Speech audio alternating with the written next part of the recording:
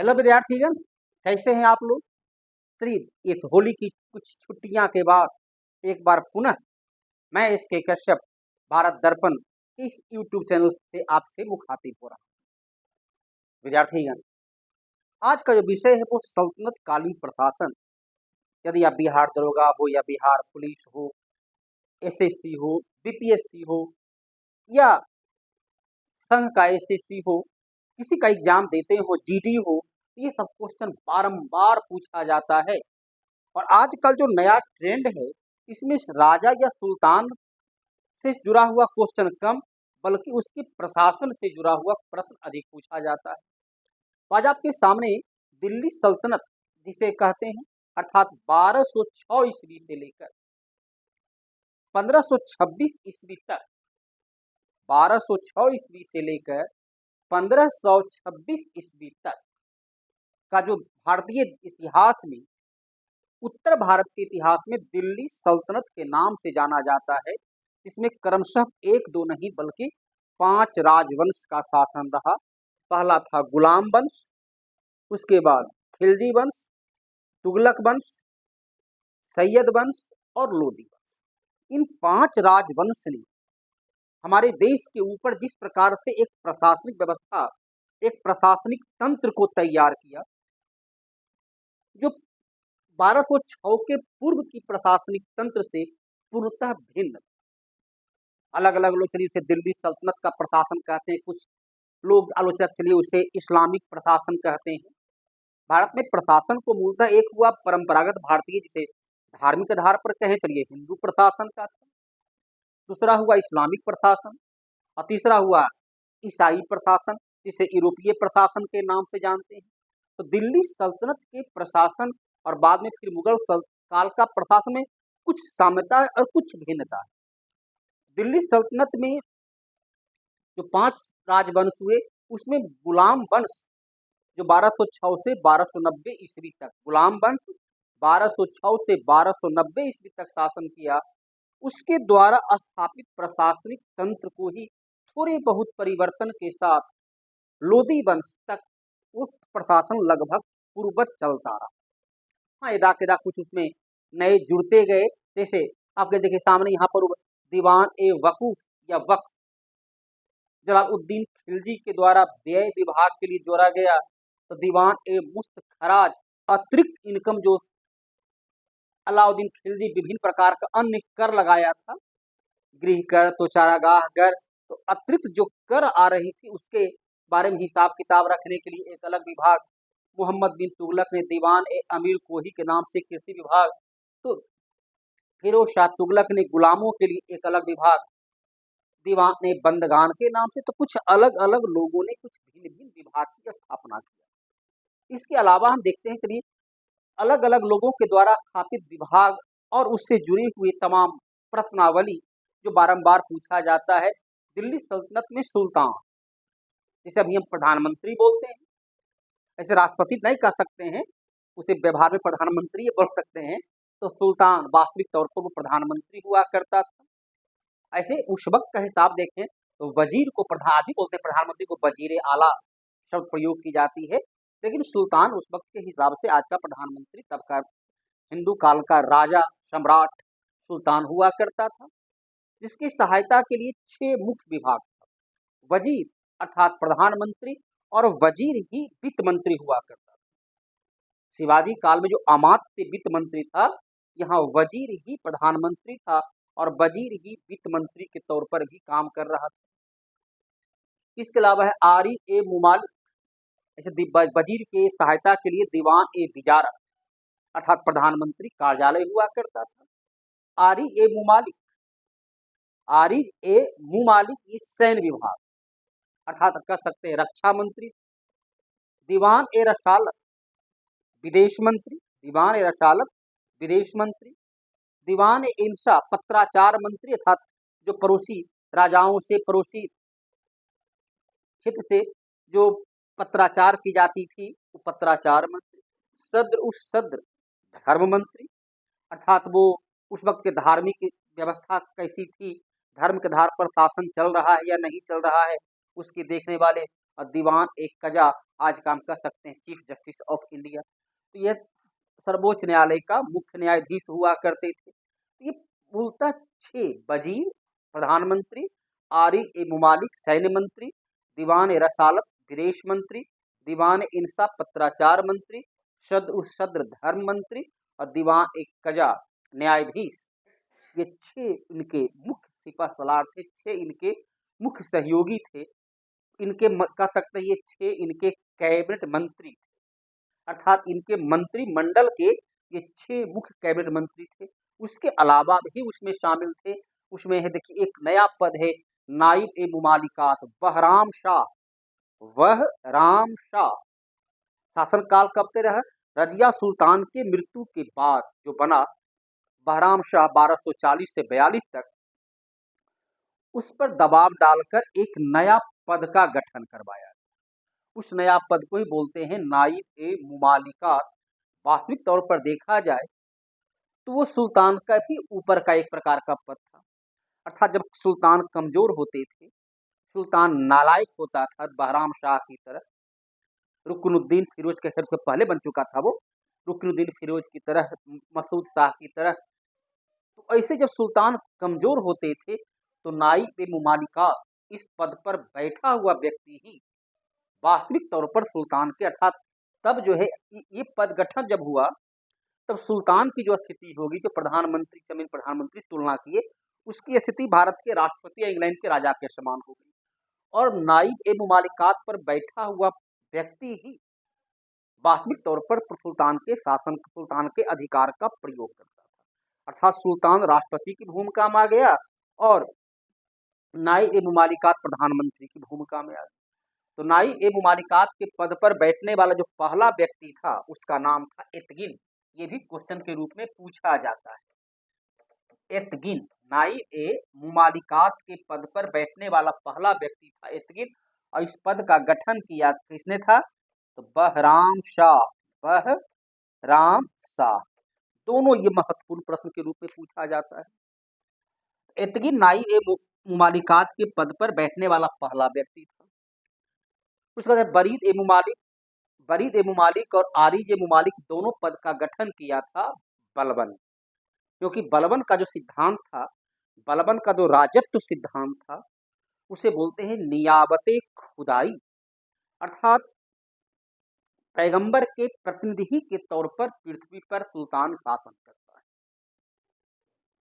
अर्थात पैगंबर का वो प्रतिनिधि है, अर्थात कह सकते हैं राज की उत्पत्ति का दैवी सिद्धांत राजा को मनुष्य ने नहीं बल्कि भगवान के द्वारा इस धरा पर भेजा गया है। तो उसने 2 नया पद बनाया था ताकि सुल्तान की इच्छा को धरातल पर उतारा जा सके, सुल्तान की आदेश का हर नागरिक पालन करने को बाध्य हो, इसलिए उसने 2 नया पद का गठन किया था, आरिज ए मुमालिक सैन्य विभाग और बरीद ए मुमालिक गुप्तचर विभाग, ताकि सूचना प्राप्त हो सके, गुप्तचर विभाग। उसके अलावा देखिए मुशरिफ ए मुमालिक, अभी हम लोग बोलते हैं ना नियंत्रक महालेखा परीक्षक CAG, controller and auditor general, अनुच्छेद 148 के आधार पर राष्ट्रपति नियुक्त करते हैं। तो तब का CAG के रूप में मुशरिफ ए मुमालिक और मुस्तौफी ए मुमालिक अभी का महालेखाकार अर्थात मुशरिफ ए मुमालिक का असिस्टेंट कर सकते हैं, जो कि समूचे हिसाब किताब देखता था, आय व्यय का आंकड़ा का वो निरीक्षण करता था, उसका ऑडिट करता था। दीवान ए वक्त बतलाए कि जलालुद्दीन खिलजी के द्वारा स्थापित ये पद जो हुआ, दीवान ए वक्त का जो पद हुआ, ये जलालुद्दीन खिलजी है, व्यय विभाग, एक्सपेंडिचर विभाग, कहाँ कहाँ खर्च हो रहे हैं, उस खर्च का क्या उपयोगिता है, कहाँ, उसके बारे में जांच करना। दीवान ए मुस्त खराज, ये अतिरिक्त एक्स्ट्रा जो कर लगाया गया था, तो अतिरिक्त कर विभाग हुआ करता था। दीवान ए अमीर कोच, ये मोहम्मद बिन तुगलक के द्वारा कृषि विभाग की स्थापना की गई थी। इसके अलावा दीवान ए बंदगान, ये फिरोज शाह तुगलक के द्वारा, फिरोज शाह तुगलक को 2 चीज का शौक, एक था बागान लगाने का शौक और दूसरा था गुलाम रखने का शौक। उसके पास 1 2 नहीं 1,80,000 गुलाम, 1,80,000 उसके सहचर थे, उसके नौकर थे। जो उसके एक आदेश पर काम करने को तैयार होते। उसके लिए एक अलग से विभाग बनाया गया, दीवान ए बंदगान, आमिर ए हाजिर। अब दरबार में कोई भी चाहे बाहरी व्यक्ति हो या दिल्ली सल्तनत का कोई आम नागरिक हो, प्रजा हो, वह तो दरबार में यदि हाजिर होता था तो कैसे उसे हाजिर होना है, कैसे विचार रखना है, कैसे वो दरबार में प्रस्तुत होगा, उसके बारे में शिष्टाचार। सर ए जहांदार जो सुल्तान का अंगरक्षक बॉडीगार्ड के रूप में कौन रहेगा, उसकी तमाम देखभाल करने वाला अमीर ए आखूर। उस वक्त सेना में अश्व सेना का सबसे मुख्य स्थान था, तो अमीर ए आखूर अश्व सेना का प्रधान था। शाहना ए पीर हाथी सेना का प्रधान था। आप देखे होंगे, आपने पढ़ा होगा कि दिल्ली सल्तनत की पहली महिला सुल्तान रजिया सुल्तान ने अमीर ए आखूर के पद पर ही अमीर ए आखूर के पद पर ही अबिसिनिया का याकूब, जिसे उसने अपना प्रधान अंगरक्षक भी बनाया था, ये सर जहांदार का हेड पद भी दिया, और साथ ही उसे अमीर ए आखूर अर्थात सबसे महत्वपूर्ण सेना का विभाग का काम सौंपा था। इसी कारण चलिए वहाँ पर कुछ और भी ये आंतरिक तौर पर कलह भी हुई थी।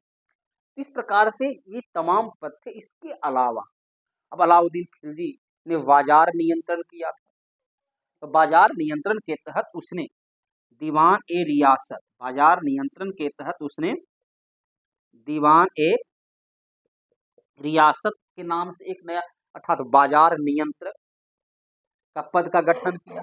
इसके अलावा उसने सहना ए मंडी जिसे हम बाजार दरोगा कह सकते हैं, और मुन्हियान अर्थात सूचना दाता के नाम से उसने 3 नए अलग पद का भी गठन किया। ये बाजार नियंत्रण के तहत अलाउद्दीन खिलजी के द्वारा स्थापित किया गया पद था। दीवान ए रियासत, सहना ए मंडी और मुन्हिया, ये अलाउद्दीन खिलजी के द्वारा था। इसके अलावा हम देखते हैं कि वहां पर ये दिल्ली सल्तनत का प्रशासन का था।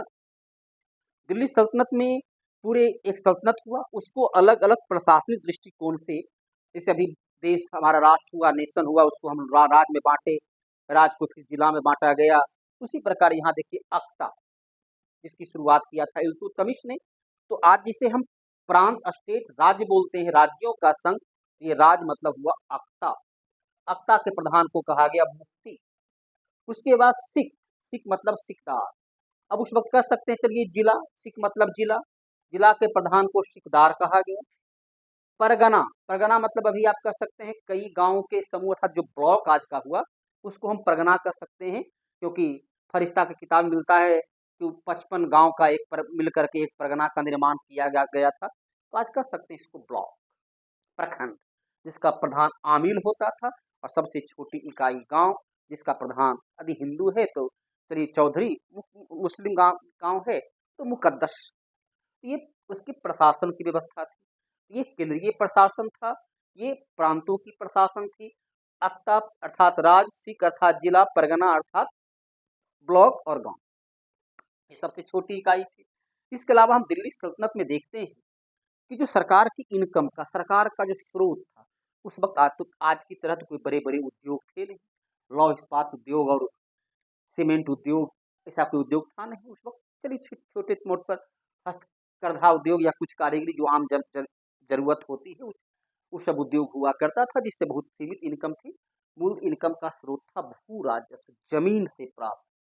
उसको हम देखते हैं कि उस्र, ये मुस्लिम से लिया जाने, उस्र मतलब हुआ जो मुस्लिम, जिस जमीन को मुस्लिम जोतते थे, उस्र हुआ मुस्लिम से लिया जाने वाला कर, जो उपज का मूल जो है ये 5 से 10%, कम से कम 5% और अधिक से अधिक 10% के बीच हुआ करता था।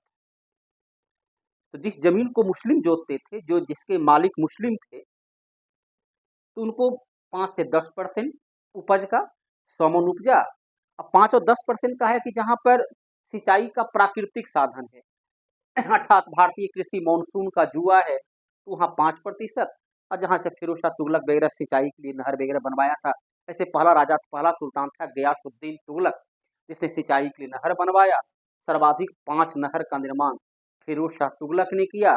तो जहाँ सिंचाई के साधन थे वहाँ 10%, खराज ये हिंदुओं से लिया जाने वाला भू राजस्व था, जो न्यूनतम 33% और अधिकतम 50% हुआ करता था।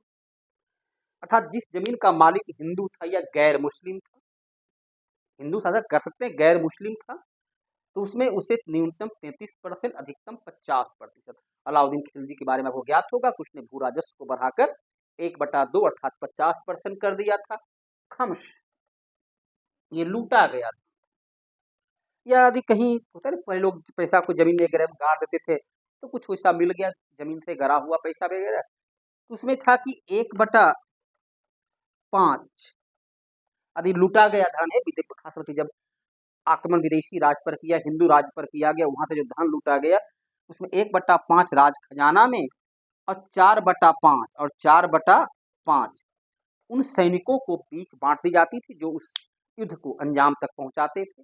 लेकिन अलाउद्दीन खिलजी ठीक उल्टा कर दिया, क्योंकि अलाउद्दीन खिलजी दिल्ली सल्तनत का पहला सुल्तान था जिसने अस्थायी सेना रखा। सेना को 234 टंका, टंका मतलब क्या था, चांदी का सिक्का, तो 234 टंका वेतन देता था। तो चूंकि सैनिकों को नगद वेतन दी जाने लगी थी, तो उसने जो है सो इसका उल्टा कर दिया, अर्थात 4/5 राजकोष में और 1/5 सैनिकों को बांट देता था।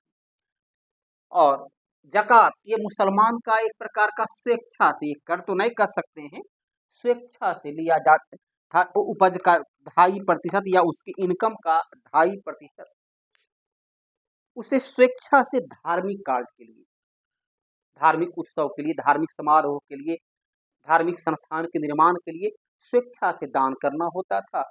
और जजिया गैर मुसलमानों से या हिंदुओं से लिया जाने वाला एक प्रकार का धार्मिक कर था, जो था वो 12 दिरहम, 24 दिरहम, 48 दिरहम, अलग अलग कैटेगरी बांट करके, जो विकलांग थे, अभी क्या बोलते हैं, दिव्यांग, महिला और ब्राह्मण को इससे अलग रखा गया था। इन तीनों पर कर नहीं लगता था। लेकिन फिरोज शाह तुगलक पहला दिल्ली सल्तनत का राजा सुल्तान था जिसने ब्राह्मण पर भी जजिया कर लगाया। ऐसे जजिया कर दिल्ली सल्तनत में सबसे पहले इल्तुतमिश लगाया था। तो जजिया कर ये 5 कर, इसके बाद वहाँ जो भू राजस्व का जो निर्धारण होता था कि किस भूमि से क्या कर प्राप्त होगा, उस निर्धारण की प्रक्रिया को मुक्ताई, उस निर्धारण की प्रक्रिया को मुक्ताई कहते हैं। जो ये बताया कि उस खराज खुम्स किसका जमीन है, उसका क्या कर होगा, कहाँ पर 5%, कहाँ पर 10%, कहाँ 33, कहाँ अलग अलग दर था उसमें, तो उसका तय करते थे। ऊपर वो प्रणाली था मुक्ताई। तो 3 प्रकार के, एक हुआ खेत बटाई, अर्थात खेत में फसल लग गया है, चलिए गेहूं खेत में लगा हुआ है, फसल देख लिया गया भाई गेहूं किस किस्म का है, तो तय कर दिया भाई इसमें उपजेगा लगभग 1 बीघा में 10 मन 20 मन जो भी है, तो चलिए इतना % टैक्स हो गया। खेत में लगा हुआ फसल है, उसमें खेत में लगी हुई फसल को देख करके ये तय कर दिया गया कि इसमें इतना % दोनों मिल के किसान को बता दिया गया कि इतना उपजेगा, इतना टैक्स दे देना है। अब जब काटिए, अब वो आपकी मर्जी। लंक बटाई अर्थात गेहूं कट कर आ गया, मसूर कट कर आ चुका है और बोझा रखा हुआ है, उसको देख करके कि इसमें इतना दाना लगता है, इतना। और तीसरा है रास बटाई, पूरी तरह उसको मलनी हो चुकी है, भूसा अलग हो चुका है, दाना अलग हो चुका है, अब दाना को वजन करके उसका तय कर दिया कि इतना % हमारा टैक्स का हिस्सा दे दीजिए। ये था उस वक्त का भू राजस्व का स्रोत। अब आइए उस वक्त की न्याय प्रणाली या प्रशासन संचालन का तरीका क्या थी। तो ठीक है, अधिकारी हुए, लेकिन उनका जैसा भी है भारतीय संविधान, हम भारत के लोग, भारत को, तो हमारा देश चलता है संविधान के आधार पर, दंड प्रक्रिया इंडियन पेनल कोड के आधार पर चलती है। उसी प्रकार यहाँ पर जो था, तो प्रशासन का जो मुख्य स्रोत था वो था कुरान, जो धार्मिक पुस्तक थी, उसमें जिस प्रकार की प्रशासन का उल्लेख किया गया था। दूसरा है हदीस, मोहम्मद पैगंबर ने जो अपने जीवन काल में सामाजिक व्यवस्था का निर्माण किए, और उस व्यवस्था निर्माण में उन्होंने जो वक्तव्य दिया, जो कार्य किए, उसको आधार बनाकर उन्होंने इस समय ऐसा किए। कहते हैं ना कि महात्मा गांधी ने, ये क्या कहते हैं, गौतम बुद्ध ने अपने शिष्य को ये कहा। एक तो हुआ कि उनके पुस्तक में लिखा हुआ कमु कमु काम है, एक एक उन्होंने उपदेश दिया, उस उपदेश के आधार पर ये हुआ हदीस। और हदीस तीसरा हुआ इजमा, अर्थात कुरान और हदीस में जो शब्द आए, जो व्यवहार में लाया गया, उसकी व्याख्या करते थे। सभी सुप्रीम कोर्ट को है कि संविधान की व्याख्या करेगा, ये व्याख्या करके निष्कर्ष निकालते थे कि इसमें ऐसा प्रावधान होनी चाहिए और कयास, तर्क के आधार पर। यदि ऐसा था तो उस वक्त ये अब ये परिस्थिति है, तो ये समानता है या विषमता है, तो कयास मतलब तर्क के आधार पर। तो प्रशासन के संचालन के लिए ये 4 आधार थे, कुरान, हदीस, इजमा और कयास। कयास मतलब हुआ तर्क। तो इस प्रकार से हम देखते हैं कि दिल्ली सल्तनत के प्रशासन में इन तमाम तथ्यों की, और ये सभी शब्द, यह तो आज हर विद्यार्थी आजकल सेट बनाते हैं, विभिन्न किताब आता है, प्रीवियस ईयर का क्वेश्चन है, मॉडल सेट है, ये तमाम सेट जो है कहीं न कहीं आप इससे जरूर रूबरू हुए होंगे। तो विद्यार्थीगण बताइए कि आज का जो ये विषय है दिल्ली सल्तनत की प्रशासन, और जो भी एग्जाम की तैयारी कर रहे हैं वो हर विद्यार्थी इससे भली भांति वाकिफ होंगे कि ऐसा प्रश्न बारंबार पूछा जाता है। तो आज आपके सामने पूरे दिल्ली सल्तनत के प्रशासन को लगभग इस प्रशासन को पढ़ने के बाद 99% इस प्रशासन से जुड़ा हुआ जो भी प्रश्न आएगा उसको आप हल कर देंगे, कॉन्फिडेंसली के साथ हल कर देंगे। विद्यार्थीगण चलिए, कैसा लगा पढ़ाई? और यदि बेहतर लगा, जाहिर सी बात है भूलिए नहीं सब्सक्राइब करना, लाइक करना और शेयर करना। आपका कश्यप, धन्यवाद।